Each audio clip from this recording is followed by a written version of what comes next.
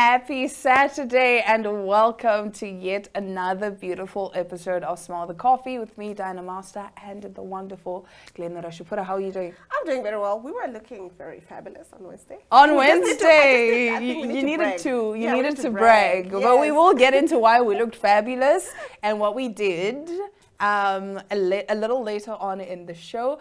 But do grab your cup of joe, sit back and relax because we have an amazing show in store for you today. We will be right back with a little teaser. Yes. I mean, talking about what Glenora teased a little bit about. So do not go anywhere. We'll be right back.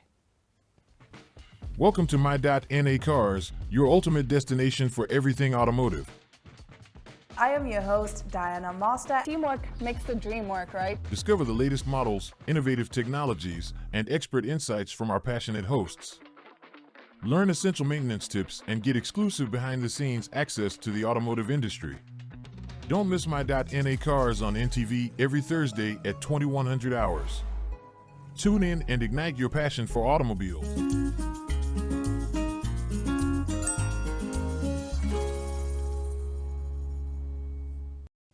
Now, on Wednesday, we were looking like the bomb diggity. And why is that?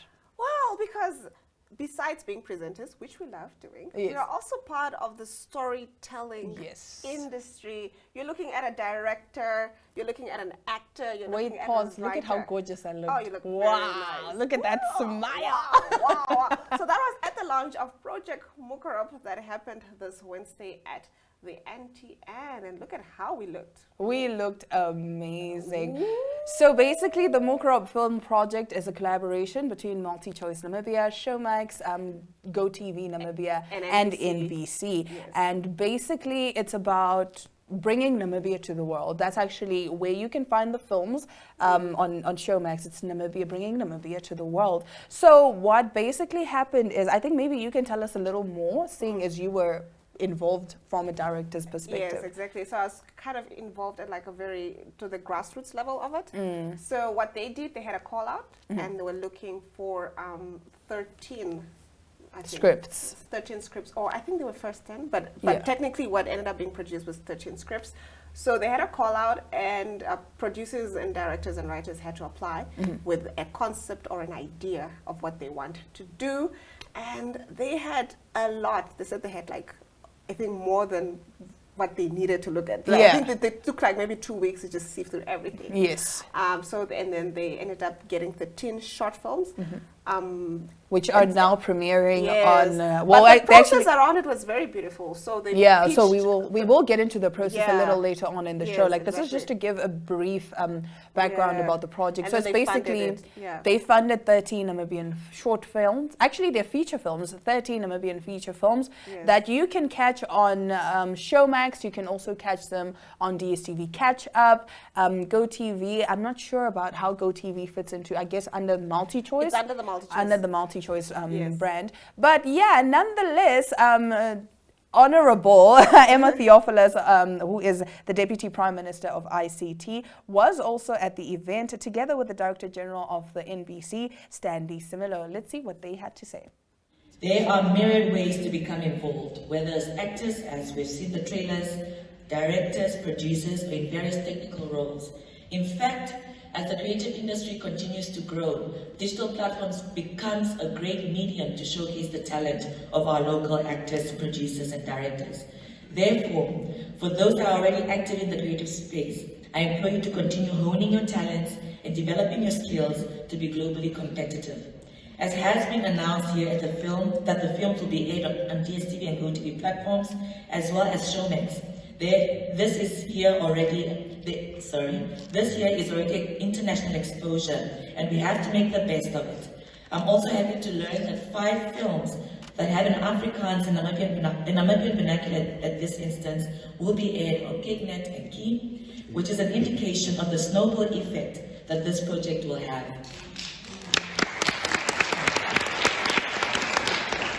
One of these films is The Funeral, co-produced by Marinda Steyn, who has over the years contributed immensely to the film industry. It is my hope that the young talents are learning from the old guards such as Marinda.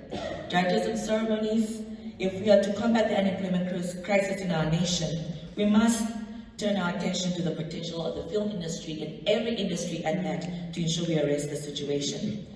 Our parliament has emerged from recess. We just started this week, and we're currently in session. And it is imperative that our parliament champion the call for development of the film industry by allocating the necessary resources and support through intentional and you know that you are focused on what the outcome should be, never fear. The beautiful thing is that the old guard, in terms of filmmaking, they got a chance to come in. But equally, new directors were also given a chance to be on board.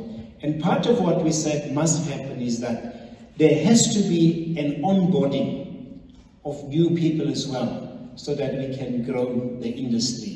And part of my words were that if we do this right, we may just inspire others also to put money into this project. And I'm so glad that my deputy minister is here and our ED is also here, because at the level of the National Film Commission, we need to up that budget. So that was some of the footage from the launch, which was on Wednesday. And we did have an amazing time. It was a great time for industry lovers and for people in the industry to socialize and basically just celebrate what we accomplished. Now, after the break, I get to talk to Glenora about how she got involved in the whole process and what that was like from the director's perspective. And then later on, she interviews me from the actor's perspective. So stick around.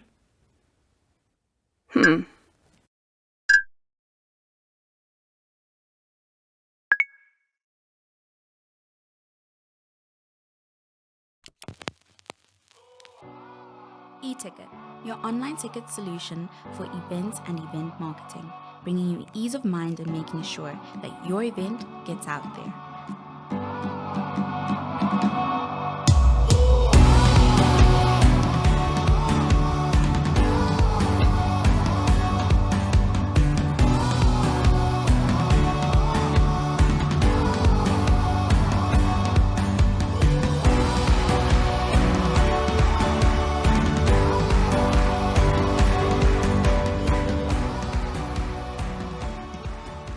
For more information, contact events@nhh.com.na.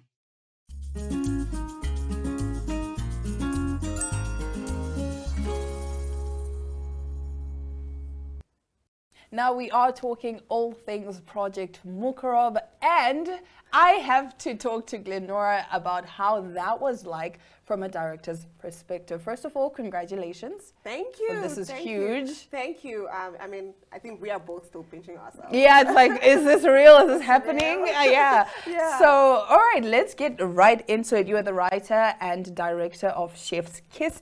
Where did your inspiration come from? Well, Chef's Kiss originally wasn't like my idea.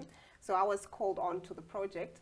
So Albertina, she's the original, was her origin story. Yes. But so I was brought in to finish and write the story. You know. So basically to script write, to Yeah, make it, to turn it into film. Yeah. Technically, it was just an idea, and Yeah. then I had to give it beats, bones, and moving parts. You got a skeleton, and then you had to. So from the original idea to what we have, of course, there's obviously differences because everybody writes from their perspective. But the idea was centered around a love story. And so when I was called on to write a love story, it felt very foreign because I've never written love stories before. I write other stuff, mental health, depression, whatever, but never on that. So it was like, okay, Glenn, I have to write a love story. Let's do it. Let's do it. So I said yes to it. I pitched to them, of course, before they put me on. So so I had to pitch and like, this is what I think. And they're like, okay, we actually like your direction with the story, so we're going to take you for the project. And then as we're scripting, the producer was like, oh, you're also a director, why don't you direct it? And oh, nice. So, yeah, so that's how the journey started. I was recommended for the project, and I think the project found me, honestly. Yeah. Yeah, I think some projects are just... It's meant to be. Yes. And fun fact, I actually auditioned I know. for Chef's Kiss, but unfortunately, because filming was taking place in Swakopmund, so I yes. wouldn't have been able to Yes, to I dedicate know. myself fully to the project. I would have actually really I loved actually to. did want to. Yeah. I had you and Aina. Because Yeah. I think because we work together. We in the work same- together and we I have had a you great for the dynamic. roles in my mind, Yeah. and then my producer's like, but we're in Swakop, and Yeah. Budget-wise and all of that. budget-wise. So we only made few compromises here and then, Yes. but it was, we had to work with that. But I also like that we got to work with a lot of Swakopmunders. Yes, And then to I bring life to the that. coast, basically. Yes, exactly. And Swakopmund is one of my favorite towns in Namibia, if not the world. Honestly. Yeah. So it was nice to incorporate that scenery. And then, like I said, it's a love story, and also it's a story about passion. Okay. You have Okay, that actually brings me back to my next question. So if you Yeah. can briefly just give us a little synopsis. synopsis. Yeah. So Chef's Kiss is about this amateur chef who must go on a cooking competition, and she must win, the prize money because her father's life depends on it. Oh no. And then her fellow rival, another guy, she's starting to develop feelings for him. So, what does she do? Oh, nice! Yes. Does she throw away her dreams? Yes. Or does she throw away her love life? Or, push through because her father's life depends on it? Exactly. I cannot wait to watch it. Okay, so how do you feel about writing and directing? I think it's every aspect of that is a different mechanism on its own. Like writing is a process on its own. Like they say, I can't write. Yeah. I have to commend you for that, because writing takes a lot, and the fact that you were given an idea and had to turn it into a script for a feature film. It's not a 5-minute short film, it's a feature film, and you have to give it life and all of that. I really have to absolutely commend you. Congratulations. Thank you, well thank done. you, thank you. Writing is really not easy as well. I would also want to thank the Mukorop team. So they brought, for all the projects, they had a writing consultant who would sit with us every week with each draft that as a writer that you have brought up. And so I like that level of support that we got from the Mukorop project doing this. But in all honesty, writing is one of the things that it takes a lot from you, but it's also very rewarding. Yeah, It definitely. takes a lot from you, but it's also very, very rewarding. It's beautiful when you finally see it come to Yes, life. but it's not like it's all pretty. It comes out there's so many There's drops. there's literally blood, sweat, and tears in film production. is. And now finally, Yeah. how did you feel when you found out that these were going to be on Showmax and DSTV? I was actually very shocked. I was like, what? Right? I didn't know. They told me it's going to be, I think, maybe on DSTV. I knew about the DSTV because it's MultiChoice Yes. funding it. And also they're also going to be on NBC as well. So, and then they're like, yeah, it's actually going to go on Showmax. You didn't know that? I'm like, what? Wait, what? This whole time? And this after we had, shot everything. And I think it's even after the post-production process. That's when I found out that they're actually going to be on Showmax. I was like, what? Yeah, we didn't mention this. I'm like, It's surreal, right? it's so surreal. Yeah. And then now we're here. Because And we now finished we're this here. project a couple of months back. And now we finally get to see them, To see them there, complete and then also the audience reaction to it, Yes. the Namibian reaction to seeing their stories being told on Being these told, platforms. I mean, exactly. it's the most rewarding feeling ever. We were at home watching 5 minutes of each ones that were on Showmax, not- getting not little catch up on on DSTV. catch up, yeah. Yes, and I mean, we were literally screaming, and we can't wait to watch them all together. So, Yes, so at like a home- family movie night. Yes, exactly. Okay, now we will talk forever and ever and ever. But right after this, we're not even going to go for an ad break. I need Right to after grill this, her. she's going to grill me. So don't go anywhere.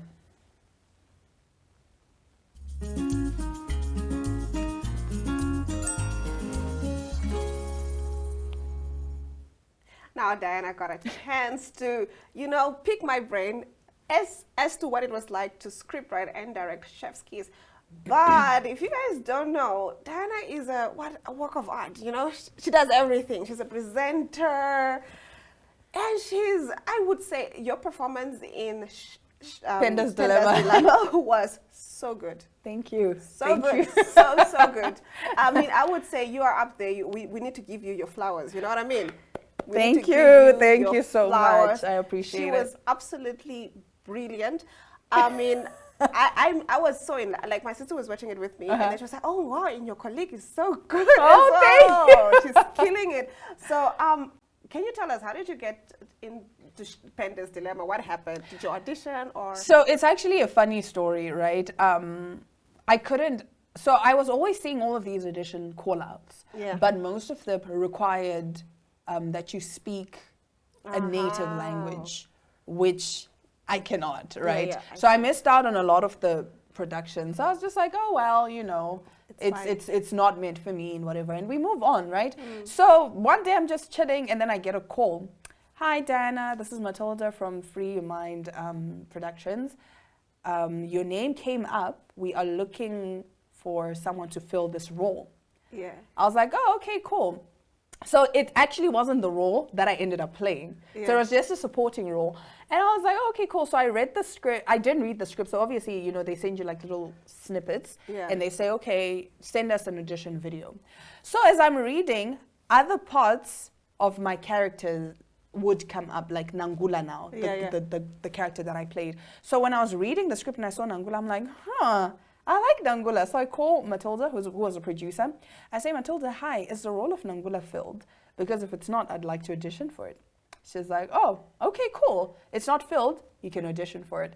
So I went for auditions, and they were like, that's our Nangula right there. But I like that you were, I'm getting goosebumps hearing this. Like, you know, like how, you know, it didn't happen like the traditional way. It was called, you know, it literally found me. It literally found you. Even the fact that they had another idea for you for the movie, and then you read and like, I think Nangula is calling to me. Yes. And then you ended up playing her. I mean, that's just like, wow. Because honestly speaking, the role of Nangula is something that I had never done before. So Nangula is your typical slay queen, right? She is all things. She's like, listen, money. That's all, I'm here for money, and I'm not even gonna hide it. I love money. I was laughing. I mean, I just you guys need to watch her. You guys need to watch her in Penda's Dilemma. I mean, all 13 shows. I mean, 13 films. Yes, are also amazing. Can you tell us a little bit about Penda's Dilemma? Just like a brief. Okay, so basically, Penda's Dilemma is about, literally, he's in a dilemma. So it follows this broke wannabe politician, right, who gets recruited by this Namibian German millionaire. And he is getting him to do some shady things, but for the right price. So because Penda grew up poor, now he gets introduced to this life of luxury and luxury living, and he's like, wow, okay, I actually like this. And of course, that's when Nangula comes in as well, because she comes with all things shiny and beautiful. But then he has to do something terrible in order to keep up this lifestyle. So now that's where the dilemma comes in. Like, okay, should I do this for the sake of money, even though I'm ruining people's lives? Or should I just stay true to who I am and follow my path? Yes. Honestly, congrats to the team that worked on. I mean, all 13 short films. Honestly, yes, they are really, really all great. And like I said, I loved you in Penda's Dilemma. So, can you tell us what do you like about the Namibian film industry at the moment? That is actually a difficult question, right? The reason being, the Namibian film industry is actually small. It is very small. Everyone knows everybody. Literally, everyone knows everybody. But what I like now is that we are branching out. Hopefully, with Project Mukarob, we are being exposed to the world, and the world is being exposed to us. Like, okay, you know what? Namibia actually has really great stories, and Namibia has really great filmmakers, because most of the time, I mean, seeing our population, how small it is, people tend to underestimate, like, yeah, right, what can they do? We have had success, for example, Bahu and the Giant being on Netflix, being the first Namibian short film on Netflix. Amazon Prime with Sacred Places, a film that I was also in. I think, if I'm not mistaken, it's the only Namibian one on Amazon think Prime. so. I think So it's starting to, like, now we're actually starting to get exposed, and it's not just a thing of these big celebrities and these big names coming to film in Namibia, because that's what we were known for before, right? Like, people would location. come for location. And scenery, yes. They already come with their actors, and they're not really giving a chance to Namibian filmmakers and actors. So now that we are telling our own stories with Namibian actors, with Namibian crew, now we are being exposed to the world, and I can't wait to see where that takes us. No, for real. I'm very excited about Project Mukarab, because also what I liked about, sometimes you watch like other countries, Yes. and then they're trying to emulate a Western story or a Western way of doing things.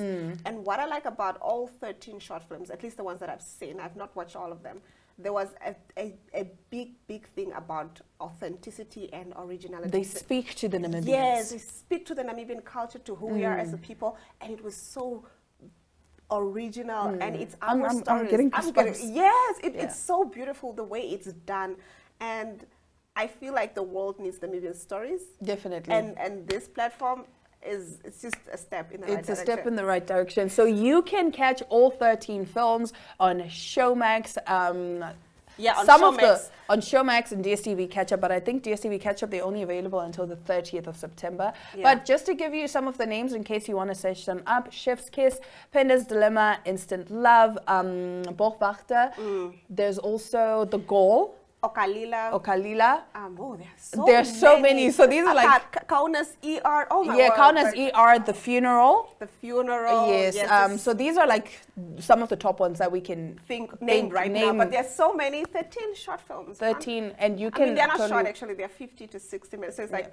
It's like a feature film. Yes, exactly. So you can catch all of those movies. But that is it for this cute little segment that we had in store for you. Now, after the break, of course, we are speaking the France World Cup, and we see what Ari Goghad is getting up to in France. Neo Paints has established a 67-year Namibian legacy, creating personalized paint solutions that blend quality and innovation for the Namibian people. We pride ourselves in being a 100% Namibian-owned company, investing in our country and our people by employing and empowering true Namibians. With every brushstroke, Neo Paints commits to our quality guarantee and always delivering a coat of excellence. At Neo Paints, we always stay true to our country. We are as Namibian as you.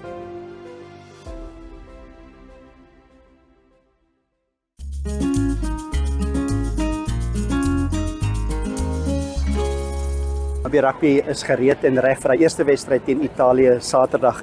En ek het ook gepraat met 'n ondersteuner van Australië en Fiji. Dit is Mark Wilkinson en Latu Wilkinson. Kom ons hoor wat sê Mark Wilkinson. I think it's the way France has been playing. I think it'll be a really exciting game. They'll certainly push the All Blacks to the absolute limit, I suspect, on their home ground. Yeah. And you're going to watch some of the other games as well. Quite a few games of Australia and we're seeing Australia-Georgia and we're seeing Australia-Fiji, where there's divided loyalties, and then we move on to the Australian side of the quarterfinals. So C and D, I think, are the pools, and then semis and final. We'll ultimately be here for the final in about 6 weeks' time. Yeah. And then the final, obviously, with the All Blacks plus maybe Fiji. You say that's a divided one. Australia playing Fiji. And yes. Latu, you're born in Fiji. Yes, and, I'm born in Fiji. So you love rugby. I absolutely love rugby. So certainly going for Fiji first up, and then the All Blacks because I live there as well. All Blacks are playing the French, but they'll be in the finals anyway, the All Blacks. It could be Fiji or it could be Australia or South Africa, hopefully. Imagine it is Fiji All Blacks playing in the final. I know, I can't believe it. I'll be in heaven then. You'll be at the game. Yes, we will be. Yeah. En dit dan Mark Wilkinson en Latu Wilkinson. Hulle is gelukkig genoeg om by die openingswedstryd te wees Vrydag en dit is natuurlik Frankryk wat speel teen Nieu-Seeland. Ari Goghad vir Sportstrip in Parys.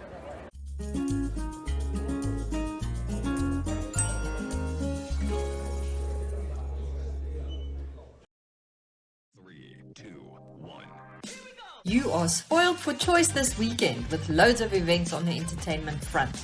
On Friday at 9 a.m., the Orige Fest starts at the upper parking of the Windhoek municipality and continues until Sunday. At 9:30, Canvas and Coffee, a guided painting event, takes place at Schneider Street 1371 in Otjiwarongo. And at 6, upcoming pop-punk group Ambuscape perform at Muso's Coffee and Bar in the capital. On Saturday at 7 a.m, there's a Spring Festival and Bazaar at the Reformed Church in Schlepwine Street, Pioneers Park until 1. And at 8:30, Momentum hosts the Womentum Experience with guest speakers Stacey Suzo Pento, Ronald de Beer, Desiree London Miller, Laimi Ilagu, Sarai Kumalu, Estelle Chipuka and Karina Brouwer at Droombos. Also at 8:30, the Finkenstein Bush Market takes place at the estate on the outskirts of town until 1. As from 9, the Liefde by die Naam Festival takes place at VIS Vegkop with Die Heuwels Fantasties, Francois van Coke, Appel, Snotkop, Robbie Wessels, Early B, Shay, Rihanna Nell, Bobby van Jaarsveld, Bartu, Zacharias Tsam, Justin Varga, Lynn Marie and Rian Smith. At 11, silver and olive floral painting at etc. Old Chopsies takes place. Let your artistic spirit bloom as you immerse in a world of music, color, petals and candles. At 2 p.m, Chic Creative Cottage in Swakopmund hosts a 3D flower canvas art event, and at 7, the Namibian National Symphony Orchestra hosts their annual Concerto Festival at the DHBS Aula. There's a second show on Sunday. At 8, Strictly Soul Windhoek edition takes place at the Wine Bar. If you haven't seen it yet, Summertime, an exhibition by the Ombo Arts Trust, can be viewed at the National Art Gallery until the 23rd. And Bowled Over, a group exhibition of handcrafted pottery, takes place at the Bell House Gallery in Windhoek until September 23rd. Have an awesome weekend.